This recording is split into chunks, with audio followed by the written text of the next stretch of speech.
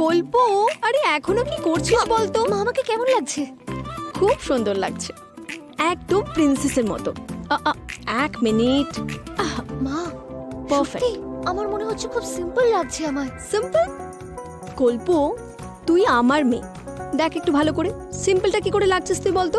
হ্যাঁ, এই ব্রাইডাল গেটআপে তোকে খুব সুন্দর দেখাচ্ছে। সত্যি? ব্যাস এক সেকেন্ড আমার মেয়ের জন্য কারোর নজর না লাগে। বাবা কোথায়? আমি বাবাকেও জিজ্ঞেস করতে চাই। আরে বাবা? সামলে কল্প। রাজন, এই কাজটা ভালো হবে তো? এই কাজটা কালকের মধ্যে হয়ে যাওয়া দরকার, ঠিক আছে? আচ্ছা আর একটা কথা, এই গেস্ট হাউসের পেন্টিং হবে, ওটার একটা বাজেট করো। কাজটা যেন ভালো হয়, ছেলের বাড়ি যেন কোনো অভিযোগ না করে। স্যার, আমি সব দেখে নেব, আপনি কেন চিন্তা করছেন? বাবা গ্রেট, নাইস। বলো আমাকে কেমন লাগছে? ওফ ও হো, মা বলছে আমাকে সুন্দর লাগছে, কিন্তু I doubt। আচ্ছা, মা বলেছে তোকে সুন্দর দেখাচ্ছে। আমার মেয়ে, মা একেবারে ঠিক বলেছে, তোকে চাঁদের মতো লাগছে। Thank you. স্যার একদম ঠিক বলেছেন ম্যাম। দেখবেন এঙ্গেজমেন্ট পার্টিতে আপনি সবার মন জয় করে নেবেন। Wait a second. ভালো লাগছে, যাও। রাজন এক মিনিট এসো। হ্যাঁ ম্যাম। হ্যালো, হ্যাঁ হ্যাঁ বলুন। কুলদীপ, বাংলোর ডিসপিউট এখনো পর্যন্ত সলভ হয়নি। এটা তোমার জন্য শেষ ওয়ার্নিং। পরের বার আর ফোন বাজবে না, তোমার মৃত্যু হবে। হুমকি দিচ্ছিস আমায়? এইসব কথায় আমি ভয় পাই না, বুঝলি? যা যা করার করে নে। কুলদীপ, কি এসব? এইসব কলস মজার হয় না কুলদীপ, আমি তোমাকে আগেই বুঝিয়েছিলাম, কিন্তু তুমি। Relax Mitali, relax. আমি ইতিমধ্যেই সিআইডিকে জানিয়েছি। আমি একটু ফ্রেশ হয়ে আসছি, ওকে? মেডিটেশন রুমে যাচ্ছি।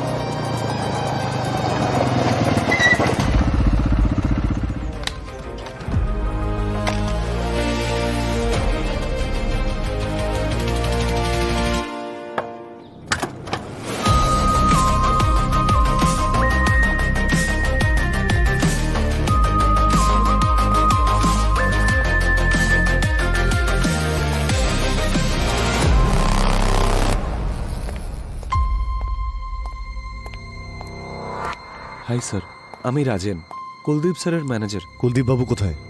ওনার সঙ্গে আমার কথা আছে, খুব প্রয়োজনীয় কথা। স্যার আপনি আসতে একটু দেরি করে ফেলেছেন। যেটার ভয় ছিল সেটাই হয়েছে স্যার। হোয়াট? কোথায় উনি? আসুন স্যার।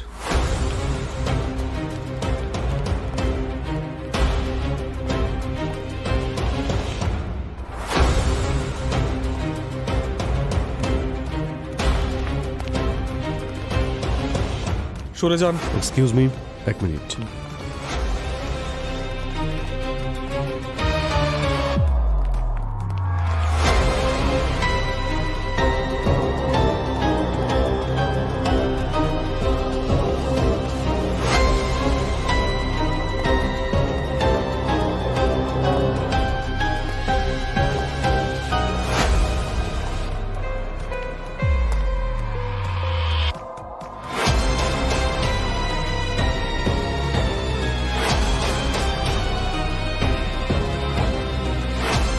কখন হলো এটা? স্যার এই কয়েক ঘন্টা আগে।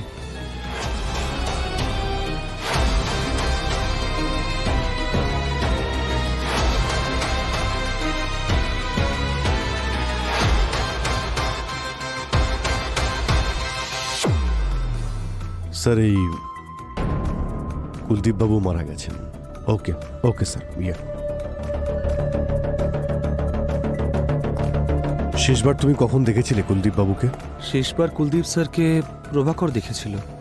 এই স্যারের বডিগার্ড। কুলদীপ বাবু মেডিটেশন রুমে আসার আগে ঠিক কি হয়েছিল বলুন তো? স্যার আজ বিকেলে 4টে বাজার আগে স্যার লিভিং রুম থেকে বেরোচ্ছিলেন আর করিডোরের সামনে দিয়ে মেডিটেশন রুমে যাচ্ছিলেন।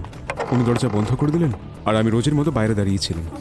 কিন্তু স্যার ব্যাপারটা হলো স্যারের মেডিটেশন সেশন 20 মিনিটের জন্য হয়, কিন্তু এইবার 40 থেকে 45 মিনিট হয়ে গেছিল আর তখনও কুলদীপ স্যার বাইরে বেরোননি। কুলদীপ স্যার কখনো এমনটা করেননি। আমার একটু সন্দেহ হলো।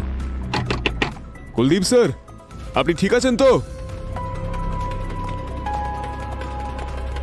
কি হলো প্রভাকর? স্যার প্রায় 40 থেকে 45 মিনিট হয়ে গেল। স্যার তো প্রত্যেকবার 20 মিনিটের মধ্যে বেরিয়ে আসেন, কিন্তু এখন অব্দি বাইরে বেরোননি।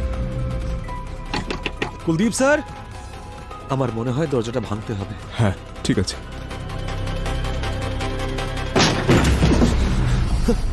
Kuldeep sir, Kuldeep sir, Kuldeep sir, Kuldeep sir, sir sir, এ কি হলো? খুন খুন খুন! খুন হয়েছে। দেখুন, খুন হয়েছে, খুন! সরুন সরুন। কুলদীপ! Ma'am, ma'am. কিন্তু স্যার আমি বুঝতে পারছি না যে এসব কি করে হলো। রাজন, তুমি কোথায় ছিলে যখন এসব হয়েছিল? স্যার আমি স্টাডি রুমেই ছিলাম। স্যারের পরের দিনের শিডিউল তৈরি করছিলাম, আর যেহেতু স্যার অনেকক্ষণ রুমের ভেতরে ছিলেন তাই মেডিটেশন রুমের বাইরে এসেছিলাম। ঠিক আছে, আপনারা একটু বাইরে যান।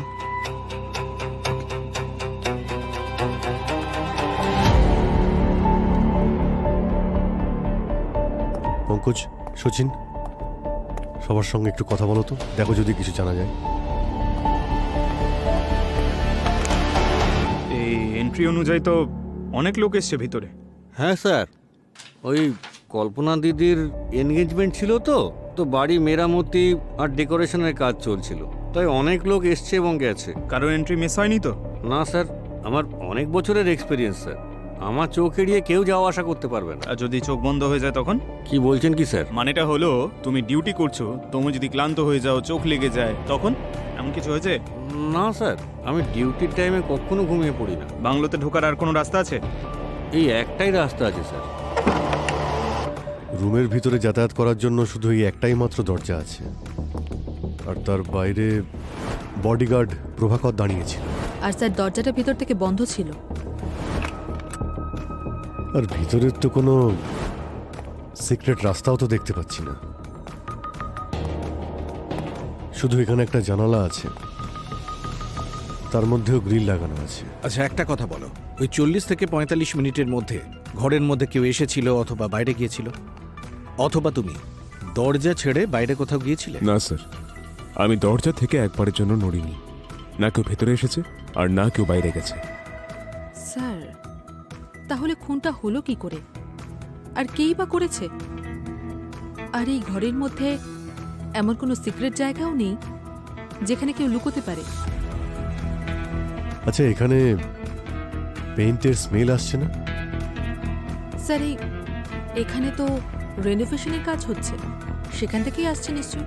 না, ভিতরে এইদিকে না, এই জানালা থেকেই আসছে মনে হচ্ছে। এই এই কিছুদিন আগেই বোধহয় পেইন্ট হয়েছে। স্যার, আরে হ্যাঁ, স্যার এই দেখুন, স্যার এই কুলদীপ বাবুর মুখে, হাতে আর আঙুলে আরোমা অয়েলের প্যাচেস রয়েছে। কিন্তু আরোমা অয়েল তো এখানে রয়েইছে অনেকটাই। আর তাছাড়া আরোমা অয়েলের বটলও তো এখানে রাখা আছে। আর এই আরোমা অয়েল হয়তো রাখতে গিয়ে ওনার হাতে লেগে গিয়ে থাকবে। কিন্তু স্যার কেউ মুখে কেন আরোমা অয়েল লাগাবে? এই অয়েলটা কুলদীপ বাবু নিজের মুখে লাগাননি, এটা খুনি লাগিয়ে দিয়েছে। কিভাবে স্যার? এই দেখো, জানালার অবস্থা দেখেছো? এই যে এই খুনি এখানে এই জানালা দিয়ে ভিতরে আসে। সে যখন দেখে কুলদীপ বাবু এখানে মেডিটেশন করছেন, পিছন থেকে সে কিছু দিয়ে আঘাত করে। ওনার মুখটা হয়তো চেপে ধরেছিল, আর হাতাহাতি করার সময় হয়তো ওই পেন টেনার মুখে লেগে যায়। আর হয়তো ওনার মুখ থেকে পেনটা তোলার জন্যে ওই খুনি আরোমা অয়েল ইউজ করেছিল। ওনার হাতেরও পেন্ট তোলে আর মুখেরও পেন্ট তোলে।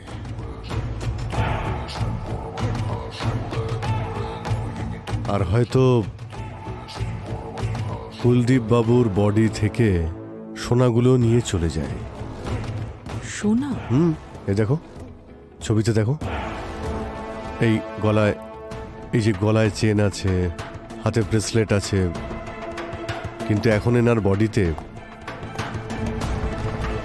ব্রেসলেট, চেন কিছুই নেই। স্যার, মেনে নিচ্ছে যে খুনি এই জানলা দিয়ে এসেছে, কিন্তু ঘরটা তো সব থেকে উপরে, আর এই দেওয়ালটাও প্লেন, কোনো সাপোর্ট নেই যেটা বেয়েও উঠে আসবে। তাহলে ও উপরে উঠলো কি করে? নিচে থেকে আসেনি যখন, হয়তো উপরে ছাদ থেকে এসেছে। ছাদ থেকে কোনো দড়ি টড়ির সাহায্যে ভিতরে আসে, কুলদীপ বাবুকে খুন করে, আর তারপর ছাদের ওপর থেকেই পালিয়ে যায়। আচ্ছা রাজেন, এটা বলো যে বাড়িতে যে ডেকোরেশন আর পেন্টিং এর কাজ চলছে, সেই কাজে কি কেউ সুপারভাইজ করছে? ইয়েস স্যার, কুলদীপ স্যারের ওয়াইফ মিতালি ম্যাডাম।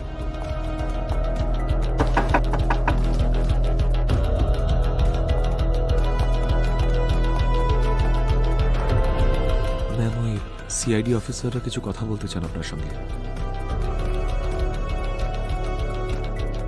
এখন কেমন আছে কল্পনা? এখনো অজ্ঞানই আছে স্যার। এত বড় একটা ধাক্কা ও সামলে উঠতে পারবে কিনা সন্দেহ। কুলদীপ বাবুকে হুমকি দেওয়া ফোন করা হতো, আপনার এই বিষয়ে কোনো আইডিয়া আছে?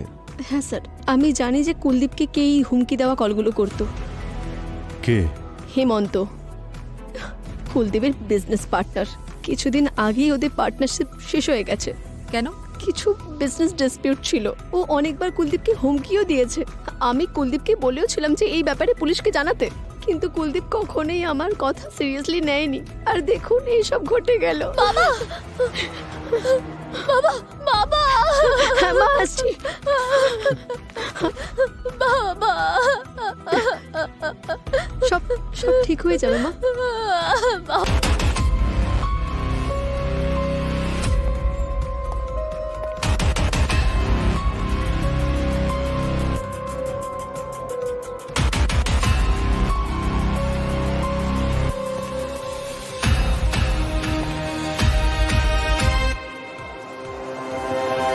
স্যার, টেরেসে তো কোনো দড়ি দেখলাম না, না কোনো ছেঁড়া দড়ি বা কোনো হুঁক, কিচ্ছু না।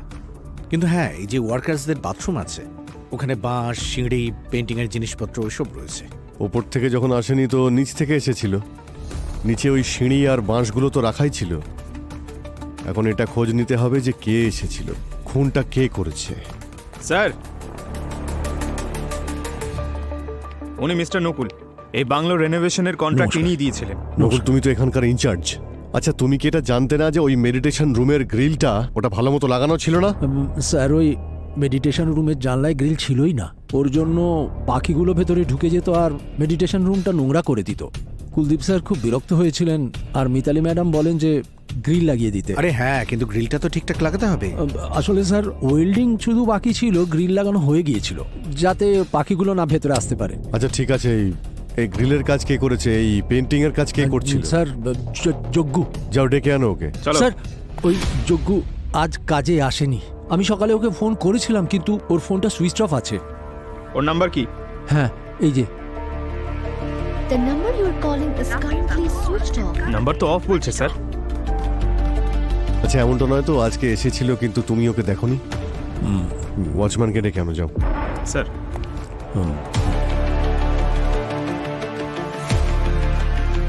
রেজিস্টারে তো এন্ট্রি করা নেই। আচ্ছা, কি ব্যাপারটা কি? হ্যাঁ, নকুল তো বলছে যজ্ঞ আজ সকালে এখানে এসেছিল। তুমি রেজিস্টার মেনটেন করোনি কেন? স্যার, 1 মিনিট যতক্ষণ আমি কিছু জিজ্ঞেস করছি চুপচাপ দাঁড়িয়ে থাকো। কি হচ্ছিল কি এখানে? হ্যাঁ,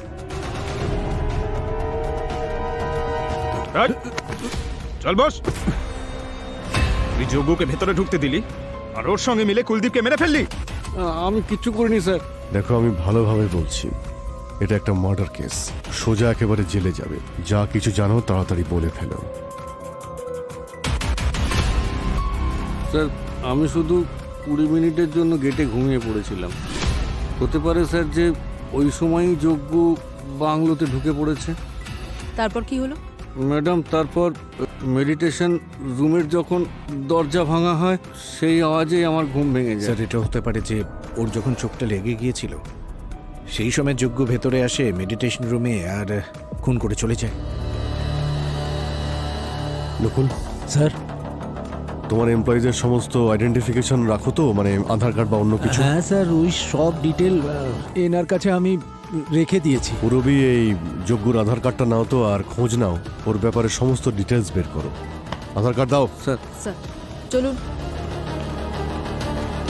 আর পঙ্কজ, আজকে সকালে বাংলোতে যারা যারা এসেছে তাদের প্রত্যেকের লিস্টটা বানাও। ফিঙ্গারপ্রিন্টস, আইডেন্টিফিকেশন, সবার ডিটেলস বের করো। স্যার, বস, এইটা কুলদীপের স্কিনের স্যাম্পল, আর এতে পেইন্টেড ট্রেসেস পেয়েছি। নতুন কিছু বলো শাহরুখে। এতে আমি স্টেরিক অ্যাসিডের ট্রেসেস পেয়েছি। এইটাই হচ্ছে নতুন। Steric acid?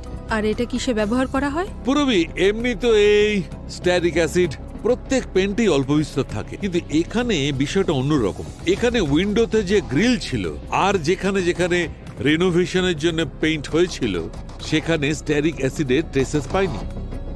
সরি স্যার, আমি কিছু বুঝলাম না। আমি বোঝাচ্ছি পঙ্কজ। আসলে খুনি পেইন্ট স্টেন মোছার জন্য এই স্টেরিক অ্যাসিড কুলদীপের বডিতে লাগিয়ে দিয়েছিল। কিন্তু স্যার, আপনি তো এক্ষুনি বললেন যে ওই অ্যাসিডটা গ্রিল বা পেইন্টের স্যাম্পলের সঙ্গে ম্যাচ করেনি। এটাও হতে পারে যে এই স্টেরিক অ্যাসিড মার্ডার ওয়েপেন থেকে এসছে শরীরে। আচ্ছা সালুখা স্যার, পেইন্টের বাইরে এই স্টেরিক অ্যাসিড আর কোন কোন জিনিসে ব্যবহৃত হয়? সচিন, পেইন্ট ছাড়া এই স্টেরিক অ্যাসিড আসলে কসমেটিকে আর স্কিন কেয়ারের জিনিসে ব্যবহার করা হয়, যেমন হচ্ছে সাবান, শ্যাম্পু, এই ধরনের তাহলে জিনিস। শাহরুখে কুলদীপও নিশ্চয়ই এগুলো ব্যবহার করতো। কসমেটিক্স যখন সাবান আছে, শ্যাম্পু আছে, আরো অনেক কিছু আছে। করেনি কিন্তু বস, আমি খুব ভালো করে চেক করেছি, এসবের কোনো জিনিসের রেসিডিউ আমি কুলদীপের বডির মধ্যে পাইনি। তার মানে হচ্ছে শাহরুখে তুমি বলতে চাইছো খুনি এই সমস্ত জিনিস ব্যবহার করতো? মানে যখন কুলদীপের ফেস থেকে রং মোছার চেষ্টা করছিল, হয়তো ওর হাতের মধ্যে অ্যারোমা অয়েল, যেটা স্টেরিক অ্যাসিড, ওই স্টেরিক অ্যাসিড কুলদীপের ফেসে লেগে যায়। রাইট। আরো একটা কথা বস, আমার মনে হয় খুনি প্রফেশনাল নয়। তার মানে? এর মানে হচ্ছে এনার উপর যে আঘাত হয়েছে এর ক্ষত এই কথা বলছে যে প্রিসিশন মেনে করেনি, সঠিকভাবে আঘাত করেনি। আঘাতগুলো দেখো, আমার মনে হয় খুনি রাগের মাথায় বারবার একে ছুরি মেরেছে, বারবার। আরে আপনি তো আবার নতুন অ্যাঙ্গেল নিয়ে এসেছেন। এতক্ষণ আমাদের এটা মনে হচ্ছিল যে হয়তো খুন রবরির জন্য হয়েছে, আর আপনি এখন বলছেন ব্যক্তিগত শত্রুতা, মানে শত্রুতার অ্যাঙ্গেল। কিন্তু স্যার, একজন পেইন্টারের সঙ্গে কুলদীপ বাবুর কি শত্রুতা থাকতে পারে? হতে পারে যে কেউ পেন্টারকে ব্যবহার করেছে খুন করার জন্য, কোনো প্রতিশোধ নেওয়ার জন্য। অভিজিৎ, এই কেসে একটা নাম আমার মাথায় ঘুরছে, সে হলো কুলদীপের এক্স বিজনেস পার্টনার, যার সঙ্গে কুলদীপের শত্রুতা ছিল, হেমন্ত। মিস্টার হেমন্ত, কুলদীপ বাবুর সঙ্গে আপনার পুরনো ঝামেলা ছিল ল্যান্ড ডিল আর বাংলোর ওনারশিপ নিয়ে। হ্যাঁ, আপনি ঠিক বলছেন। যখন আমরা বাংলোটা কিনেছিলাম তখন আমরা পার্টনার ছিলাম, আর আমরা বাংলোটা ভেঙে বিল্ডিং বানাতে চেয়েছিলাম, আর কুলদীপ বাংলোটা কেড়ে নিল। যদিও ওই প্রপার্টির 50% মালিক আমিই ছিলাম। কোনো প্রুফ আছে আপনার কাছে? দেখাচ্ছি, এই দেখুন। যে বিল্ডিং আমরা বানাতে চেয়েছিলাম এটা তার ব্লুপ্রিন্ট, আর এটা হচ্ছে আমাদের দুজনের মধ্যে এগ্রিমেন্ট। আর কিছু ফটোও আছে, ফটোগুলো দেখুন, আপনিও দেখুন। উনি আপনার থেকে এই বাংলোটা কেড়ে নিয়েছেন, তাই আপনি ওনাকে বারবার হুমকি দিচ্ছিলেন, আর তারপর ওনাকে মেরেই ফেললেন। আরে না স্যার, আমি তো শুধু ওকে এটাই বলতে চেয়েছিলাম যে এই যে প্রপার্টিটা আছে এর 50% মালিকানা আমারও আছে। আমি শুধু ওকে ভয় দেখাতে চেয়েছিলাম, মোটেই মারতে চাইনি। কিন্তু মারা তো গেলেন উনি। হতে পারে যে আপনি ওনাকে মারতে চাননি, কিন্তু অন্য কাউকে দিয়ে খুন করিয়েছেন, যাতে আপনি কোনোভাবে ফেঁসে না যান। আমি অবশ্যই ওকে পছন্দ করতাম না, আর আমি এটাও চাইতাম যে ওর মতো শয়তান লোক মরেই যাক, কিন্তু তার মানে এটা মোটেই নয় যে আমি ওকে মেরেছি। আমরা শুধু প্রমাণকেই বিশ্বাস করি হেমন্তবাবু, আর প্রমাণ মিথ্যে বলে না। প্রমাণ আছে যখন প্রমাণ নিয়ে এসো। যদি তোমাদের মনে হয় যে আমি কুলদীপকে খুন করিয়েছি তো প্রুফ নিয়ে এসো। দেখুন, প্রুফ পেতে কিন্তু বেশি সময় লাগে না হেমন্তবাবু। একবার যাকে দিয়ে খুন করেছেন সে যদি ধরা পড়ে যায় তাহলে আসল খুনি খুব সহজেই ধরা পড়ে যাবে। হ্যাঁ, তো সে সময়ই এসো। ঠিক আছে, আমরা এই ফটোগ্রাফ আর ব্লুপ্রিন্ট সঙ্গে করে নিয়ে যাচ্ছি।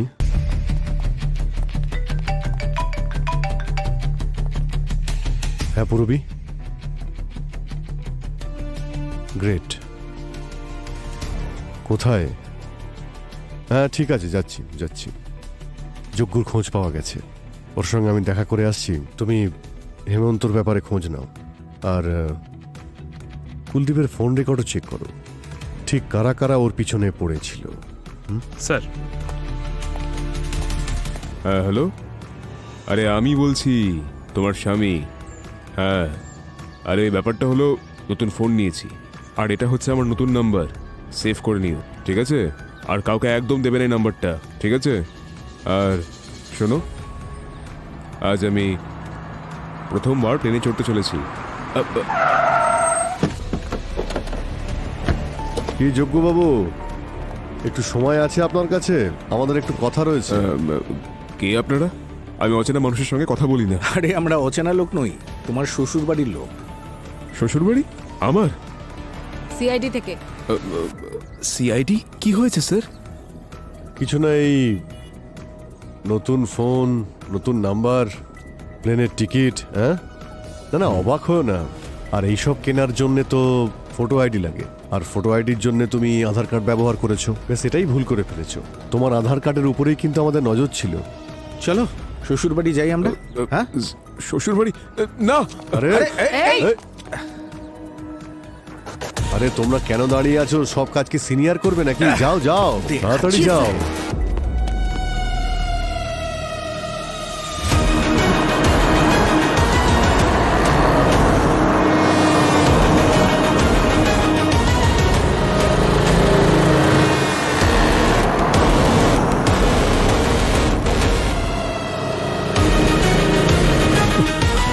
আরে আরে ভাই, কোথায় পালাচ্ছিস?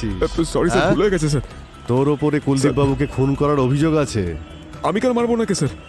আমার তো কোনো শত্রুতা নেই। আরে শত্রুতা নয়, বন্ধুত্ব আছে, শুধুমাত্র টাকার জন্য। স্যার, আপনারা আমাকে ফাঁসাচ্ছেন স্যার খুনের কেসে। ফাঁসাচ্ছি না, তোর আঙুলের ছাপ না মেডিটেশন রুমের জানলা থেকে পাওয়া গেছে, বুঝলি?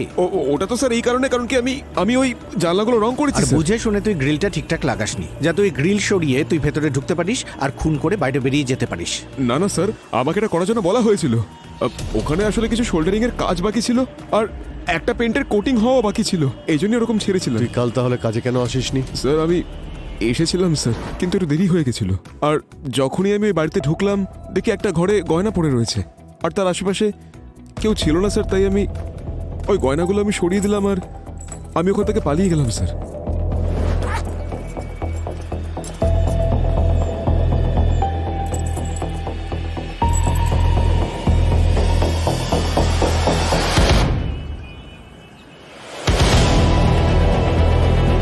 স্যার, এটা তো সেই জুয়েলারি যেটা কুলদীপ বাবুর কাছ থেকে চুরি হয়েছে। কি এসব? আমি তো বলছি স্যার, চুরি করেছি, কারোর খুন করিনি স্যার। আমি ওখানে কুলদীপ বাবুর মৃত্যুর পরে পৌঁছেছিলাম স্যার, দিব্যি করে বলছি স্যার। স্যার আমি সিসিটিভি ফুটেজ চেক করেছি বাংলোর বাইরের একটা এটিএম থেকে। এই যজ্ঞ একদম ঠিক বলছে স্যার, ও তো মার্ডারের পরে বাংলোর দিকে যাচ্ছিল। তাহলে এর একটাই মানে দাঁড়ায় যে যজ্ঞ খুনি হতেই পারে না। যদি যজ্ঞ খুনি না হয় তাহলে খুনি কে? আচ্ছা, গ্রিলেও আমরা কোনো ফিঙ্গারপ্রিন্টস পাইনি। প্রভাকরও এটা বলেছিল যে ও মেডিটেশন রুমে কাউকে ঢুকতে বা বেরোতে দেখেনি। আর কেউ যদি গ্রিল বা উইন্ডো দিয়ে না ঢুকে থাকে তাহলে বন্ধ ঘরের মধ্যে ঢুকে কুলদীপকে মেরে এত সহজে বাইরে বেরোতে পারে কি করে? সেটাই তো স্যার। হ্যাঁ স্যার, আমি কুলদীপের কল রেকর্ড চেক করেছি। ওনার কাছে লাস্ট কল 4টের সময় এসেছিল স্যার, হেমন্তর কল করার পরে, যখন মেডিটেশন রুমে ছিল। কার কলে এসেছিল? মিতালির স্যার। এই মিতালি কেন কুলদীপকে ফোন করেছিল? আর সেটাও মেডিটেশনের টাইমেই? স্যার হতে পারে মিতালি ফোন করেছিল মেডিটেশন রুমে আসার জন্য, আর কুলদীপবাবু না করতে পারেননি। এই সুযোগেই ও ঘরের ভিতর ঢোকে, ওনাকে খুন করে বেরিয়ে যায়। কিন্তু প্রভাকর বলছিল যে ও তো রুমের বাইরেই ছিল, ও কাউকে ভেতরে ঢুকতে বা বাইরে বেরোতে দেখেনি। পঙ্কজ, এরকম খুন কারোর সাহায্য ছাড়া হয় না, কেউ না কেউ তো সঙ্গে আছেই। হতে পারে প্রভাকর আর মিতালি একসঙ্গে করেছে। আরও একটা কথা স্যার, এই কুলদীপ মারা যাওয়ার পর বিজনেস আর প্রপার্টি তো মিতালির নামেই হওয়ার কথা ছিল। আচ্ছা, তাহলে এই ব্যাপার। তাহলে অভিজিৎ, ডেকে নাও ওদের দুজনকে বিউরোতে। জানা তো যাবে যে প্রভাকর আর মিতালি দুজনে মিলে কোন জট পাকাচ্ছে। মা, কোথায় যাচ্ছ? বাবু আমি অফিস যাচ্ছি। অফিস কেন? একটা খুব দরকারি কাজ আছে। তোমার বাবা যদি থাকতো তাহলে আমি যেতাম না, উনিই যেতেন। কিন্তু এখন বাবা তো নেই না, আমাকেই তো যেতে হবে। বলো, আমাকেই অফিসে যেতে হবে। তাড়াতাড়ি এসো মা প্লিজ। হ্যাঁ, দেখো রাজেনও এসে গেছে। এক কাজ করো, তুমি ওর সাথে ঘরে বসে কথা বলো, আমি খুব তাড়াতাড়ি চলে আসবো, কেমন?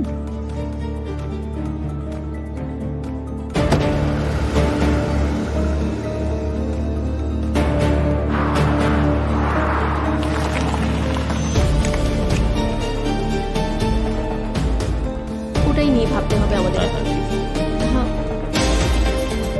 কি ব্যাপার মিতালি দেবী, খুব তাড়াতাড়ি বিজনেস সামলাতে চাইছেন?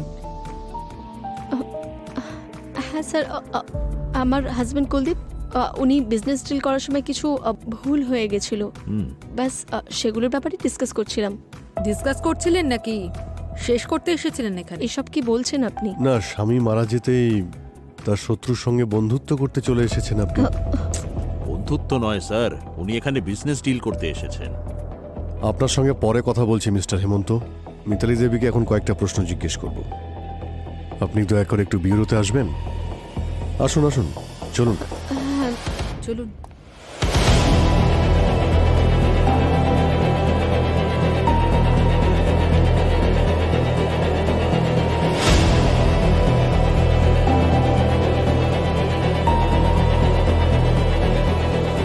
মিতালি, একটা কথা বলো, যখন কুলদীপ মেডিটেশন রুমে ছিল তখন তুমি ওকে ফোন করেছিলে কেন?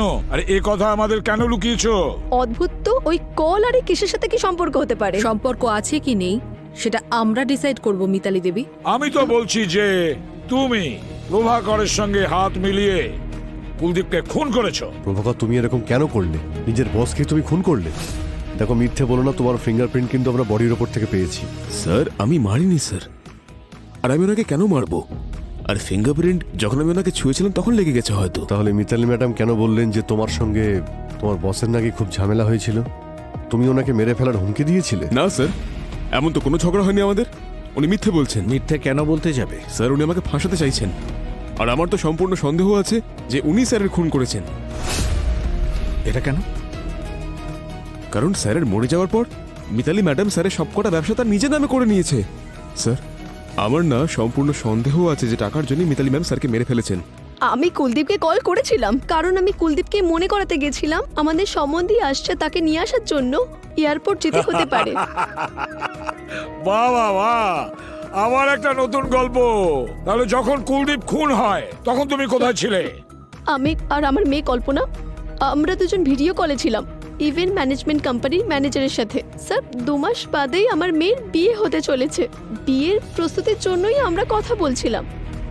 আপনারা যদি চান তাহলে ম্যানেজারের সাথে ক্রস চেক করতেই পারেন। সে আমরা ক্রস চেক করেই নেব মিতালি দেবী, কিন্তু যতক্ষণ না আমাদের ইনভেস্টিগেশন সম্পূর্ণ হচ্ছে আপনি শহর ছেড়ে বেরোতে পারবেন না, বুঝলেন আপনি?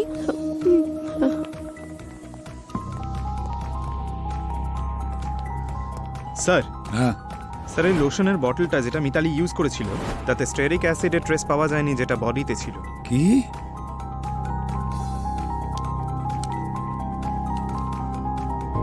অভিজিৎ, এটা যে দেখছো এই ব্লু প্রিন্ট, এটা পুরনো বাংলোর ব্লু প্রিন্ট যেটা হেমন্ত আমাদের দিয়েছে। এবারে এই ব্লু প্রিন্টে দেখো, বাংলো আর মেডিটেশন রুম অ্যাটাচ করা ছিল, কানেক্টেড ছিল। কিন্তু এখন এই দেখো, এটা এখন কানেকশন চলে গেছে, ওয়াল তৈরি হয়েছে। এটা হয়নি তো আবার যে কেউ এই দেওয়ালটার মধ্যেই কিছু লুকিয়ে রেখেছে? স্যার, আমরা যখন ইনভেস্টিগেট করেছি সব দরজা ভালো করে চেক করেছি। সব দরজা কিন্তু খুব ভালো করে বন্ধ করা ছিল, কোনো গ্যাপ ছিল না। কিন্তু স্যার, বন্ধ ঘরের মধ্যে খুনি কি কর্পূরের মতন উবে গেল নাকি?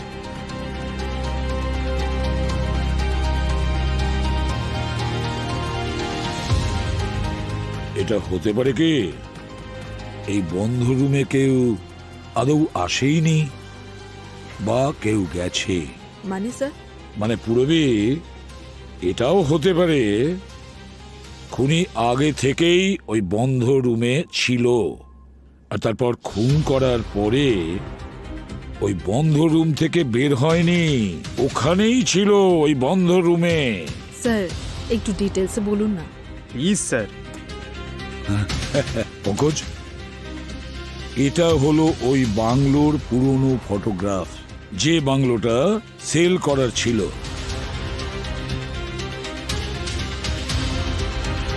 আর এটা হলো ওই রুমের এখনকার কারেন্ট ছবি, ক্রাইম সিনের রিসেন্ট ফটোগ্রাফ।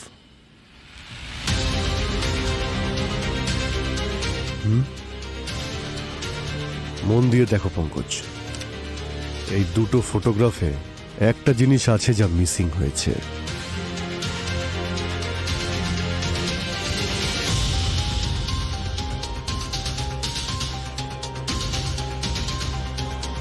ও আচ্ছা, বুঝেছ পঙ্কজ?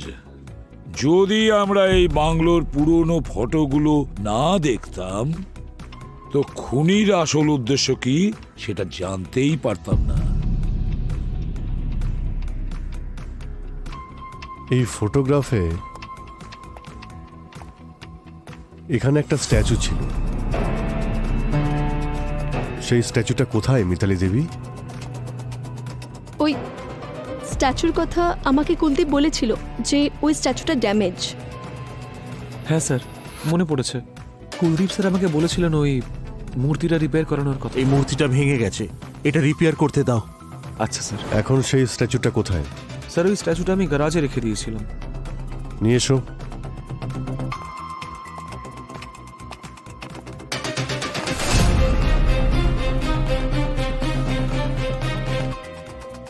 প্রভাকর। হ্যাঁ স্যার। কুলদীপবাবু মারা যাওয়ার পরে যখন তোমরা দরজা ভেঙে ভিতরে আসো তখন এই স্ট্যাচু এখানে ছিল? কুলদীপ স্যারকে দেখে তো আমি শক হয়ে গেছিলাম স্যার। আমি তো সেটা খেয়ালই করিনি যে স্ট্যাচু ওখানে ছিল নাকি ছিল না। স্ট্যাচু এখানে ছিল, আবার ছিলও না। তার মানে স্যার? মানে এটাই যে খুনি এখানে স্ট্যাচু হয়ে দাঁড়িয়েছিল। ও নিজেকে স্ট্যাচুর মতো সেম পেইন্ট করে আর কাপড় জড়িয়ে দাঁড়িয়ে পড়ে, আর তারপর কুলদীপবাবুর জন্য অপেক্ষা করে। আর যখন এখানে কুলদীপবাবু মন দিয়ে মেডিটেশন করছিলেন তখন হঠাৎ করে ওনার পিছন থেকে আসে, ওনাকে খুন করে, তারপরে আবার স্ট্যাচু হয়ে দাঁড়িয়ে পড়ে। আর যখন বাড়ির লোক, ওয়ার্কার, স্টাফসটা এখানে ঢোকে তখন ও বডি থেকে চাদরটা সরায়, আর তারপর সবার ভিড়ের মধ্যে মিশে যায় আর বাইরে বেরিয়ে যায়। তারপরও ওয়ার্কার্সদের বাথরুমে যায়, গায়ের রং মোছে, তারপর কাজে লেগে যায় যেন কিছুই হয়নি। এই কাপড়েও একই ব্রোঞ্জ কালারের মার্কস আছে, ঠিক যেমন এই স্ট্যাচুতে আছে। আর এই কালারটাই খুনির ছুরিতেও ছিল। এই কালারের মধ্যেই থাকে স্টেরিক অ্যাসিড। স্টেরিক অ্যাসিড পাওয়া যায় কসমেটিক পেন্টে, আর এই স্টেরিক অ্যাসিডই কুলদীপ বাবুর বডিতে ছিল। মানে খুনির হাইট আর স্ট্যাচুর হাইট সেম হতে হবে।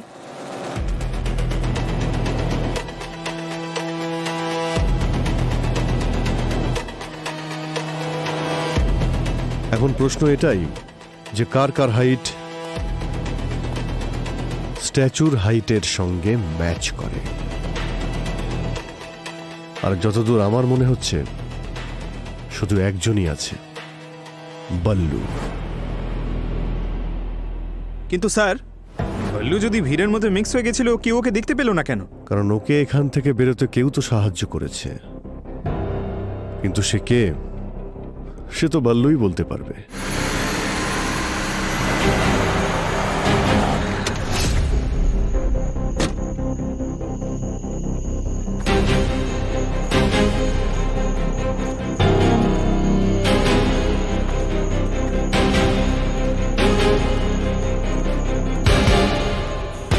ভাই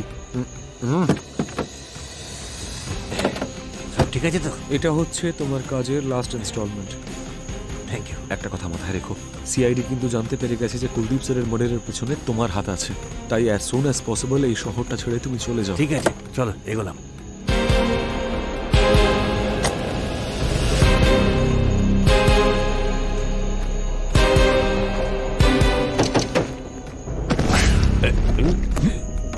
কিরে নেড়া বাল্লু, কোথায় পালাচ্ছিস? হ্যাঁ, তুই যখন জানিস আজ নয় কাল ধরা পড়বি, কেন বিরক্ত করছিস?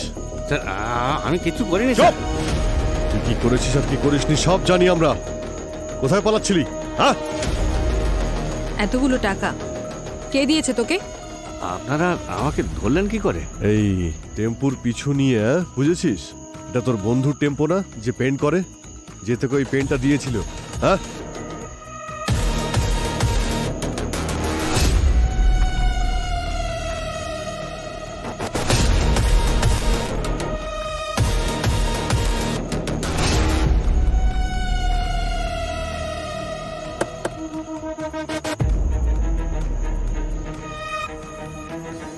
কে দিয়েছে তোকে টাকা?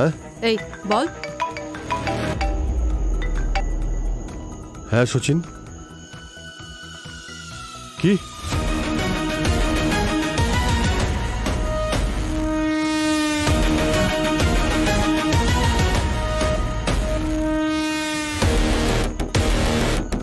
হ্যাঁ পঙ্কজ।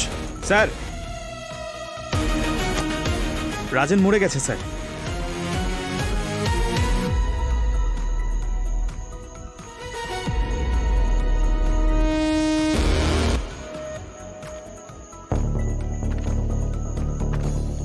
কিরে বেল্লু, প্রথমে তুই কুলদীপকে খুন করলি, তারপর রাজেনকে খুন করলি। স্যার আমি রাজেনকে মারিনি স্যার, আমি দেখা করেছিলাম, তারপর টাকা নিয়ে বেরিয়ে পড়ি ওখান থেকে। কুলদীপকে আমি মেরেছি স্যার, তাও ওই রাজেনের কথাতে।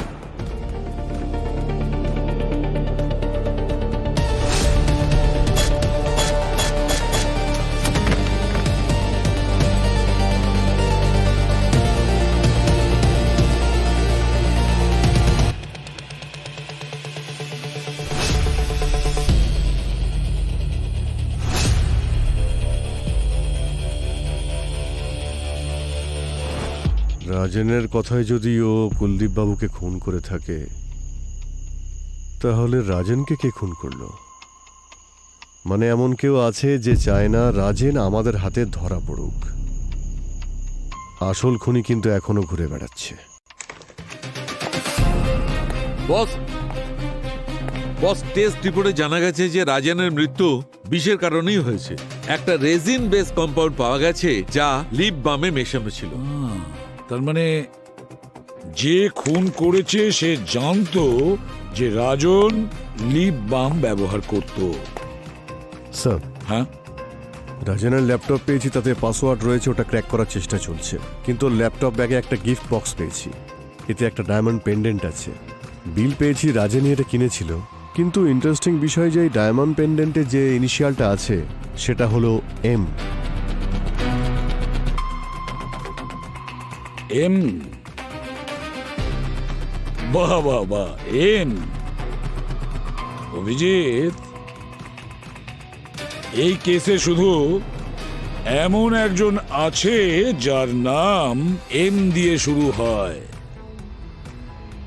Mitali. Thank you so much for your service. আজ থেকে আপনাদের সবার ছুটি, কারণ আমরাই বাড়ি ছেড়ে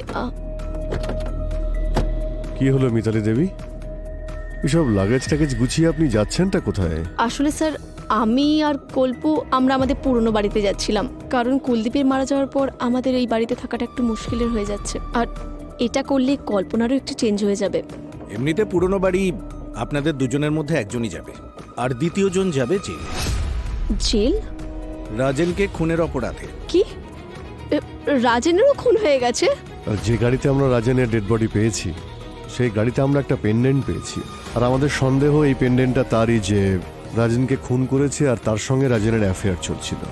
আর এই পেন্ডেন্টে যে ইনিশিয়াল আছে সেটা হলো এম। তাহলে খুনি এমন কেউ যার নাম এম দিয়ে শুরু হয়। আরে স্যার, এম দিয়ে হাজারটা নাম হয়। আপনার এমনটা কেন মনে হচ্ছে যে এম দিয়ে শুধু মিতালিই হয়? কোনো কারণ ছাড়াই আপনি দোষ দিয়ে যাচ্ছেন। আমার আর রাজেনের অ্যাফেয়ার? না, আমরা সেটা বলিনি, আমরা তো মানে এরকম সন্দেহ করছিলাম। তারপর আমরা রাজেনের ল্যাপটপ পাই, আমরা ওটাকে ক্র্যাক করি, তো ওই ল্যাপটপ থেকে আমরা সব জানতে পেরে যাই। ও নিজের সব ফিলিংস ল্যাপটপে লিখে রেখেছিল। অনেকগুলো লাভ লেটার্সও ছিল যেগুলো মেল করেনি। আর সব লেটারে একটাই নাম লেখা ছিল যার ইনিশিয়াল এম দিয়ে শুরু হতো। আমার কথা শুনুন। দেখুন স্যার, আপনারা নিশ্চয়ই কোথাও ভুল আরে না করছেন। না, আমাদের কোনো ভুল হয়নি মিতালি দেবী। ভালো তো বাস্তই কোনো এম নামের মেয়েকে। কি কল্পনা দেবী? আমি কি করে জানবো স্যার? আরে না না, পুরো কথাটা তো আপনি শুনে নিন। আমি বলতে চাইছি যে কেন কল্পনা দেবী ওরফে মিঠি। আপনারা সবাই ওনাকে বাড়িতে এই নামেই ডাকেন না, মিঠি?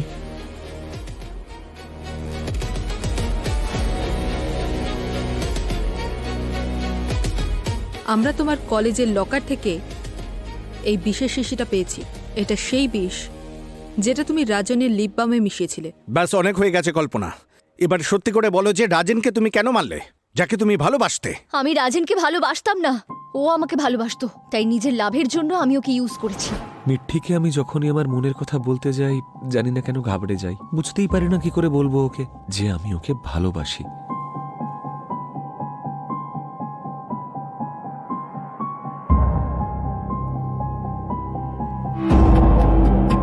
ম্যাম, আপনি ম্যাম ওই কি এসব?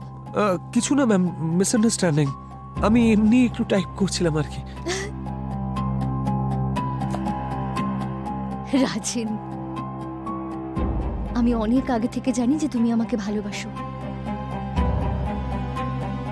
আর একটা কথা বলি,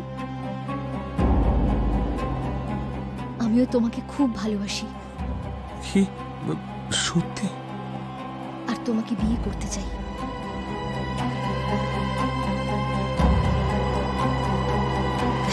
কিন্তু কি করে হবে? কিন্তু কি হয়েছে? তুমি কাঁদছো কেন? বাবা আমাদের বিয়েটা মেনে নেবে না। বাবা আমার বিয়ে নিজের পছন্দের ছেলের সঙ্গে করতে চায়। আর জানো, আমার বিয়েটা বাবার কাছে একটা বিজনেস ডিল। আরে তুমি অকারণেই টেনশন নিচ্ছ। আমি আছি তো, আমি যাব কুলদীপ স্যারের কাছে বিয়ের প্রস্তাব নিয়ে। না রাজেন, তুমি বুঝতে পারছো না। বাবা আমাদের সম্পর্কটা মেনে নেবে না। আর যদি বাবা না মানে, আমি বাঁচবো না। তাহলে কি করব আমরা? একটা রাস্তা আছে। কি? বাবাকে মরতে হবে। কি? তবেই আমরা একসঙ্গে থাকতে পারবো। না না, এটা সম্ভব নয়। কি বলছো তুমি এসব? তুমি কি থাকতে পারবে আমাকে ছাড়া? আমি থাকতে পারবো না। দেখো তুমি কেন বুঝতে পারছো না যে আমি তোমাকে ছাড়া বাঁচতে পারবো না? আর আমি কাউকে বিয়েও করতে পারবো না। আচ্ছা ঠিক আছে, আমি সবাইকে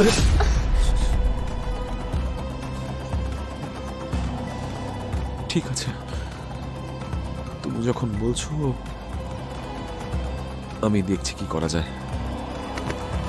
আমি রাজেনকে ব্যবহার করেছি যাতে বাবা জোর করে আমার বিয়ে না দিতে পারে।